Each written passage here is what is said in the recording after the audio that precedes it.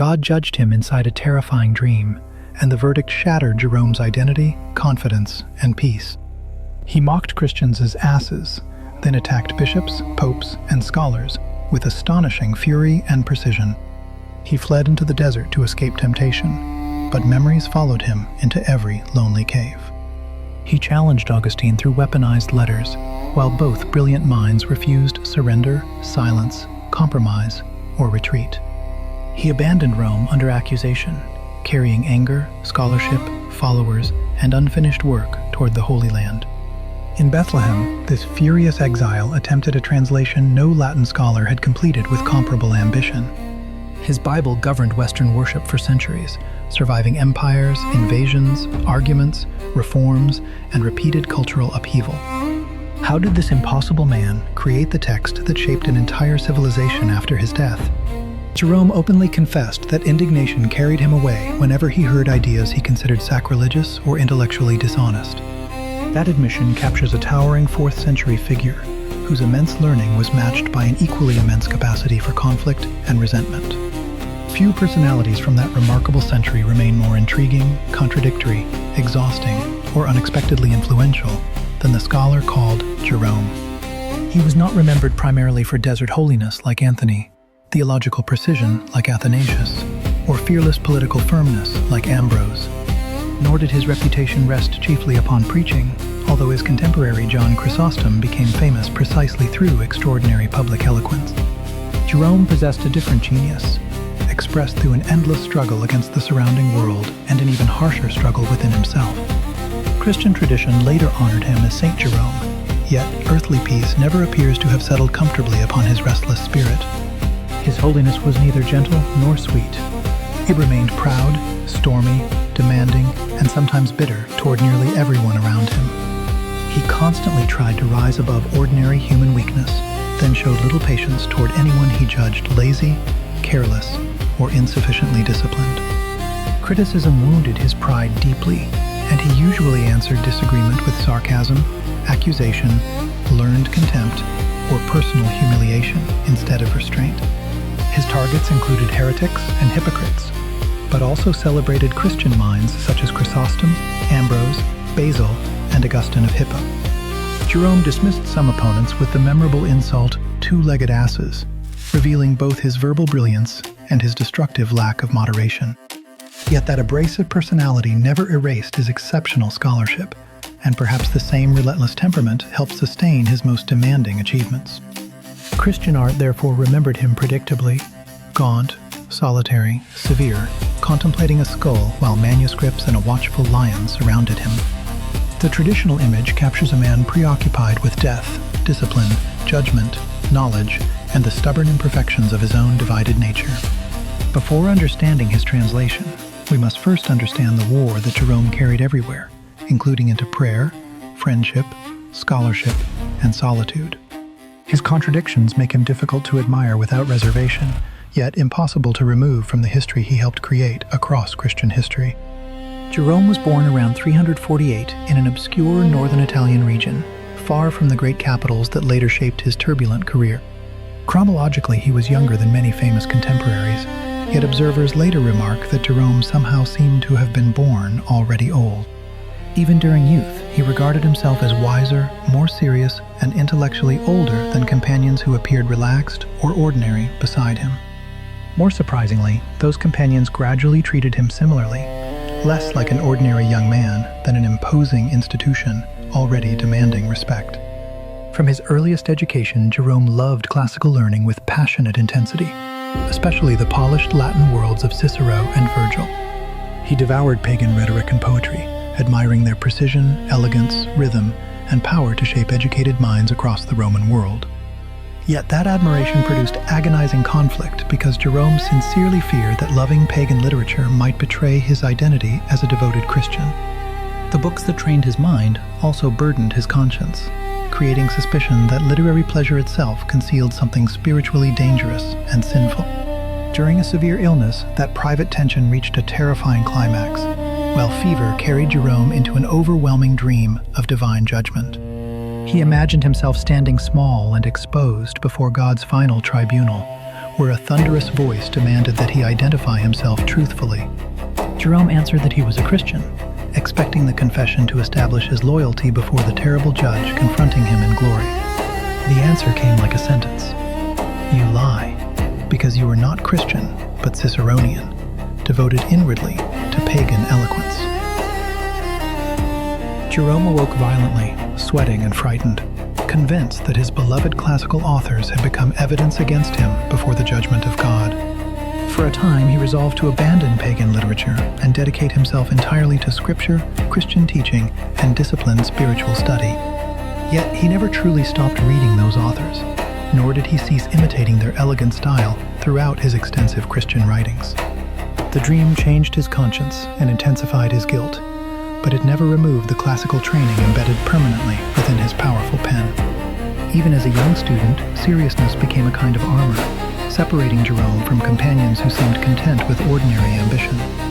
Another conflict pursued Jerome more relentlessly than literature, because he repeatedly admitted that sexual desire occupied his imagination with disturbing persistence.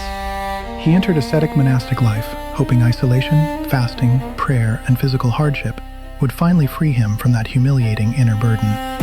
Instead, the wilderness removed external distractions, while leaving his own memory painfully alive, active, and impossible to escape through distance alone. Jerome described restless dreams and persistent recollections following him into solitude, where no visible enemy existed except the mind he carried.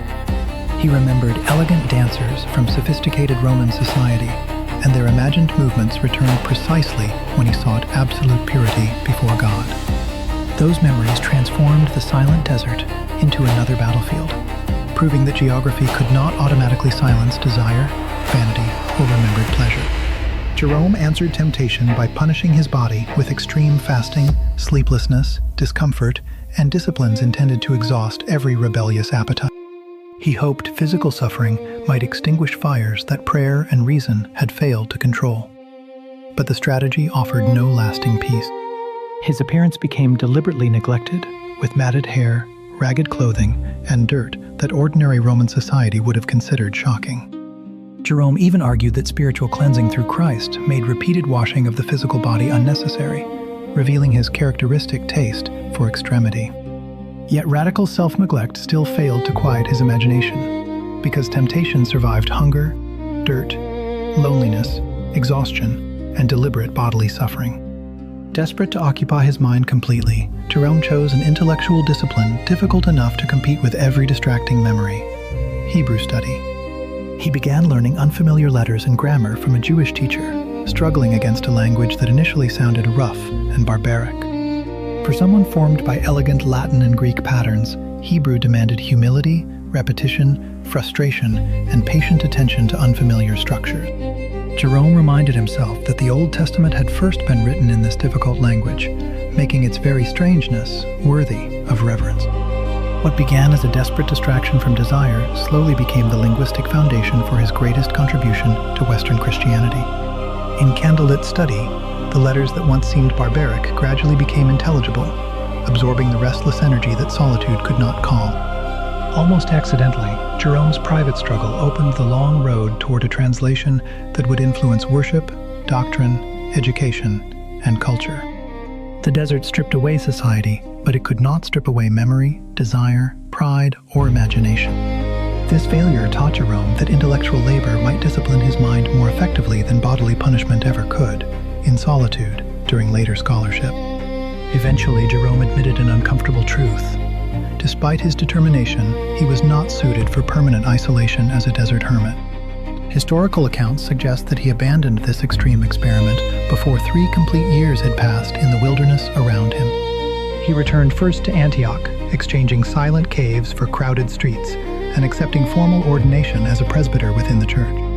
The movement back into civilization did not end his ascetic ideals, but it placed his scholarship within institutions, arguments, and public responsibilities. Jerome later appeared in Constantinople before and during the decisive council held there in 381, under imperial and episcopal attention. That council helped secure Nicene orthodoxy, completing struggles associated with Athanasius and the Cappadocian Fathers during earlier theological conflicts. From Constantinople, Jerome returned to Rome, where Bishop Damasus recognized unusual value within this brilliant, abrasive, and linguistically gifted scholar. Damasus possessed enough political judgment to see beyond Jerome's difficult personality and identify the abilities that other churchmen found threatening. He appointed Jerome as private secretary, drawing him into correspondence, administration, study, and the intellectual business of the Roman Church. The bishop also encouraged a project that would consume Jerome's later life, producing a new and reliable Latin translation of Scripture. Jerome began preliminary work in Rome, although his most sustained translation would emerge later, under circumstances neither man could yet anticipate. The assignment joined his classical education, Christian devotion, Hebrew training, and relentless perfectionism within one immense task of lasting consequence. Civilization returned him to hierarchy and controversy, environments where his abilities flourished, even as his temperament created new dangers inside the church. In Rome, Jerome found companionship and practical support within an unexpected circle of wealthy Christian women gathered around the widow Albina. The group combined prayer, serious study, disciplined devotion, and resources that allowed sustained intellectual work beyond ordinary domestic expectations for women. Among them stood Albina's widowed daughter Marcella, already known for intelligence, independence, and a serious commitment to Christian learning. There was also Marcellina, sister of Ambrose of Milan, connecting Jerome's Roman circle with another powerful family of 4th century Christianity. Most important were the scholarly widow Paula and her daughter Eustochium, whose loyalty would shape nearly every remaining chapter of Jerome's life.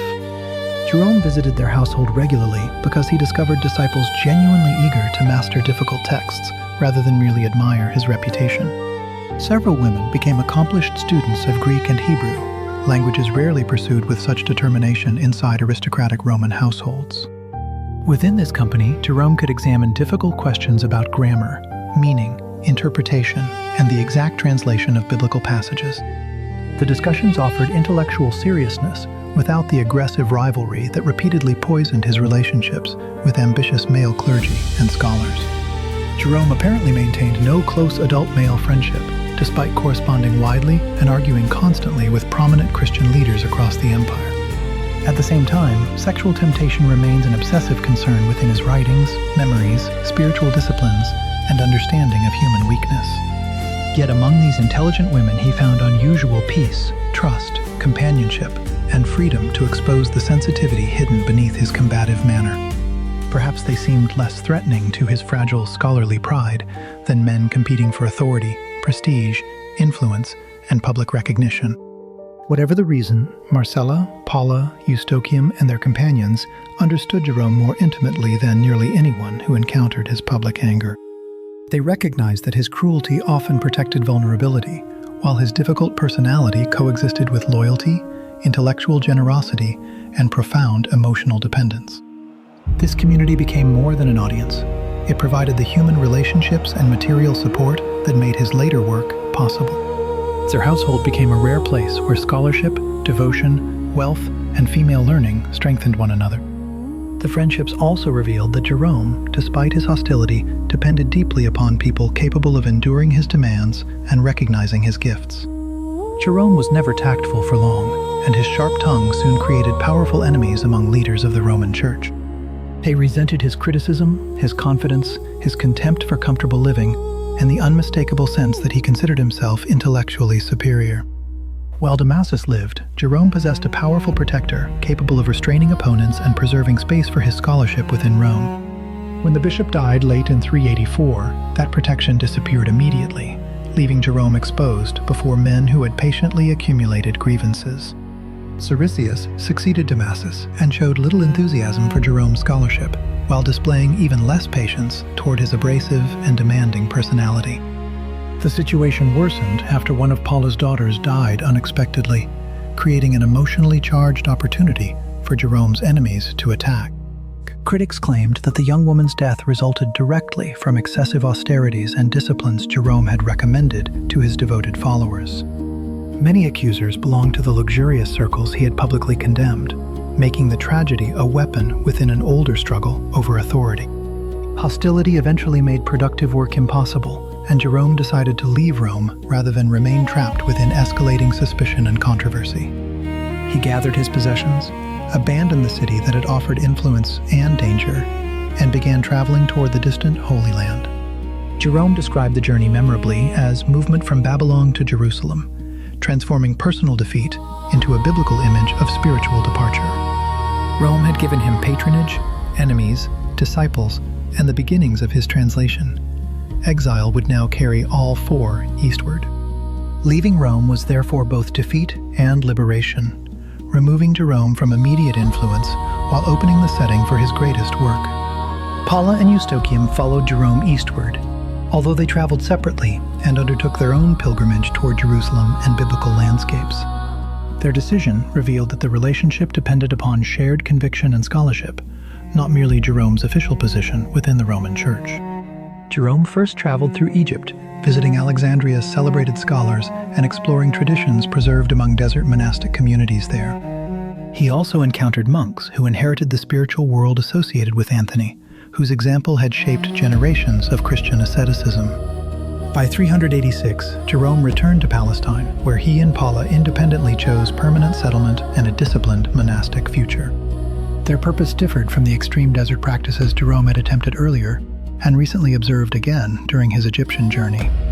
Instead of physical punishment as an end, they pursued moderate austerity organized around prayer, community, teaching, sustained study, and translation.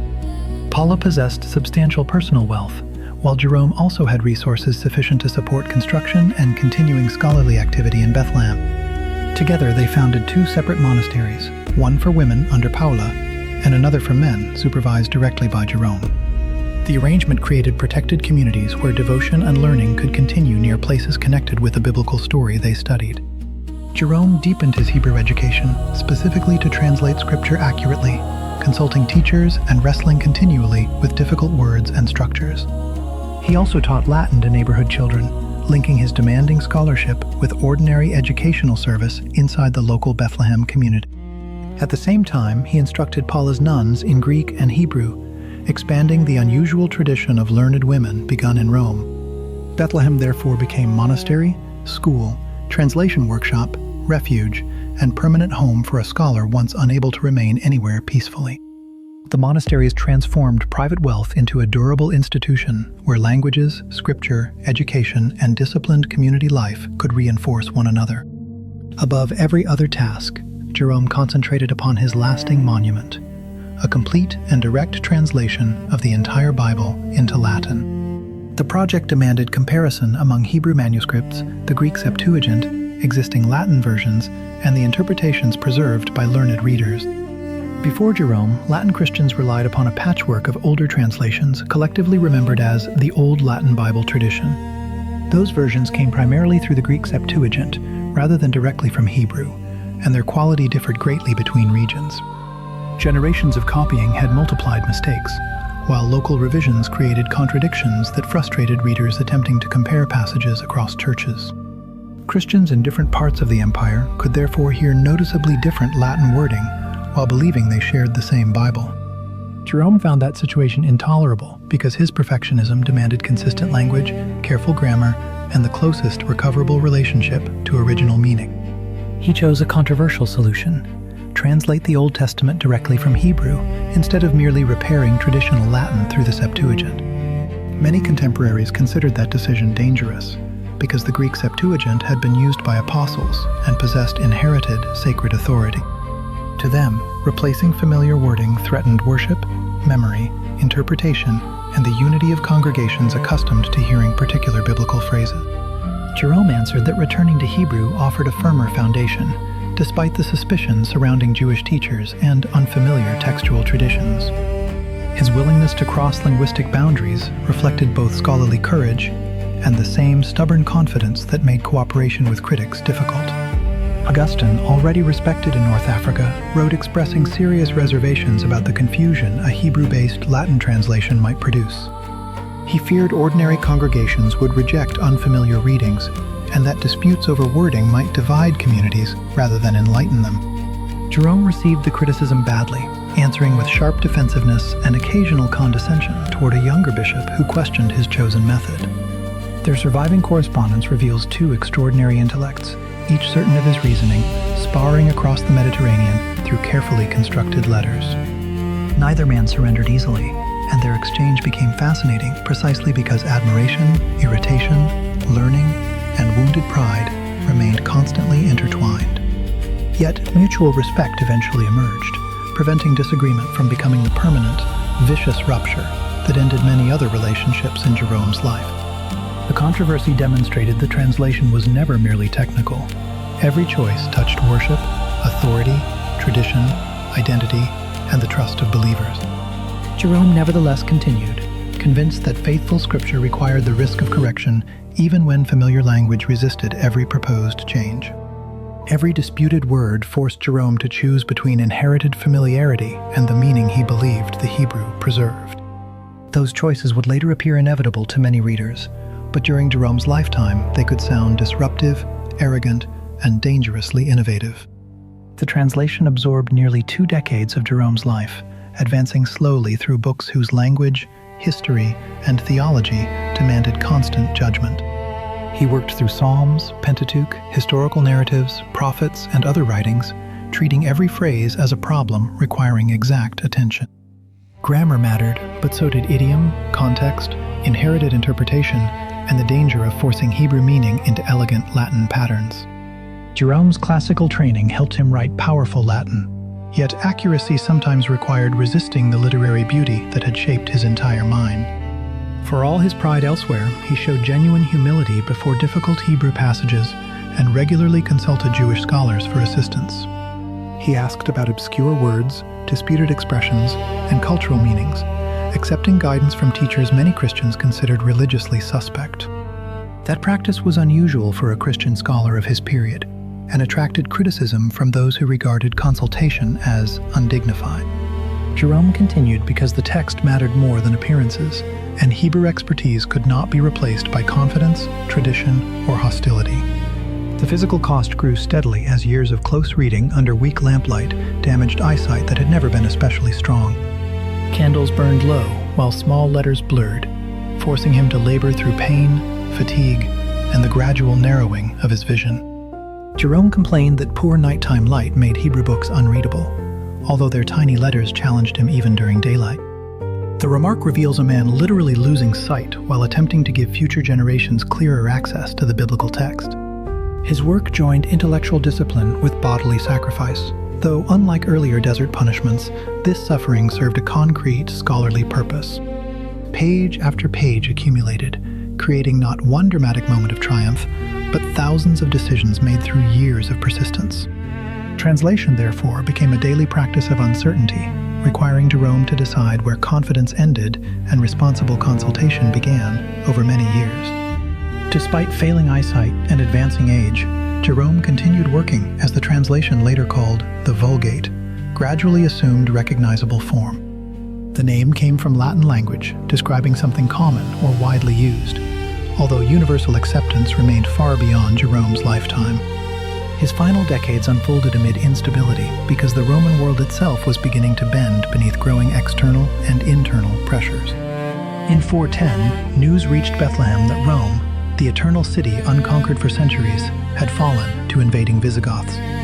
The catastrophe appeared almost unimaginable to people formed beneath Roman power, and Jerome experienced the report as personal civilizational grief. He reportedly became unable to continue scholarly work temporarily, writing that his voice failed and sobs interrupted words dictated to his secretary.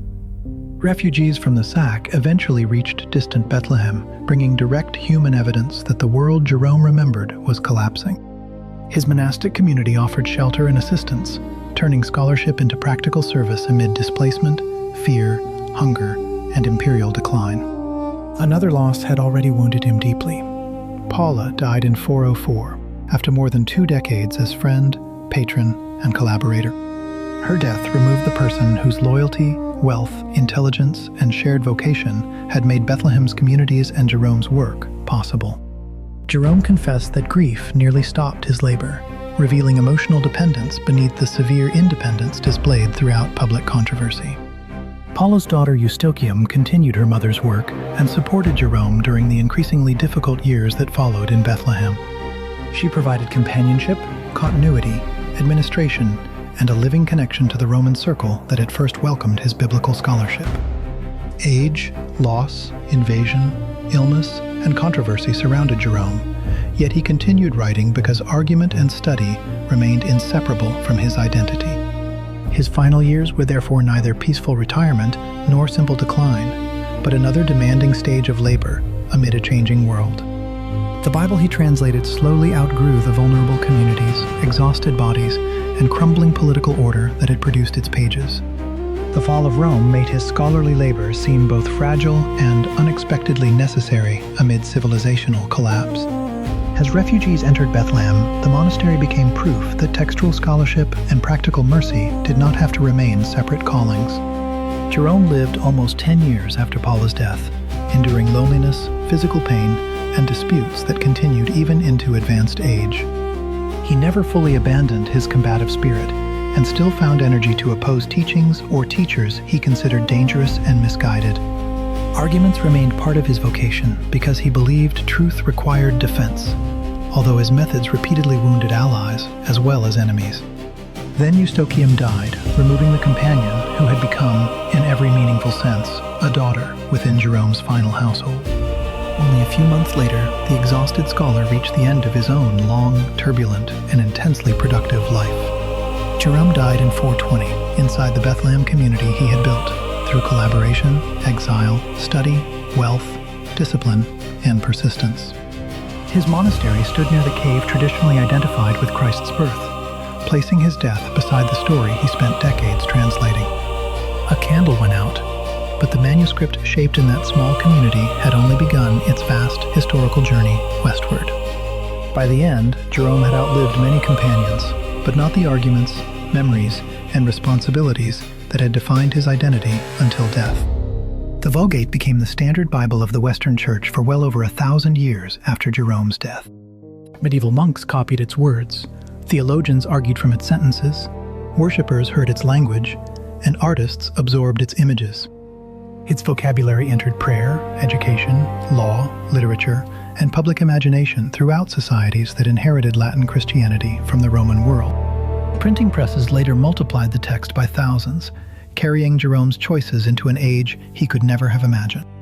More than a millennium after his death, the Council of Trent formally declared the Vulgate authoritative for the Roman Catholic Church. That declaration confirmed an influence already established through centuries of use, copying, preaching, teaching, controversy, and accumulated institutional memory. Modern scholars still examine Jerome's translation decisions, marginal comments, letters, corrections, and explanations of difficult biblical passages. They recognize within this abrasive and brilliant personality one of the most consequential scholars in the history of the Christian Bible. He was not peaceful, gentle, or consistently kind, and he fought with nearly everyone, including repeatedly with himself. His failures cannot be erased by achievement, just as his achievement cannot be dismissed because his temperament caused suffering.